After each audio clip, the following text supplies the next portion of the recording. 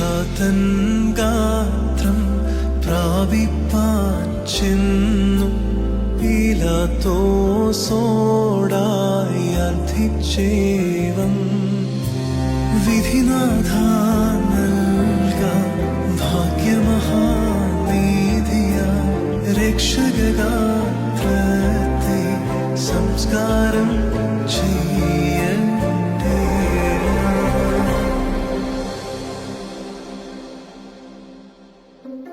അവനെ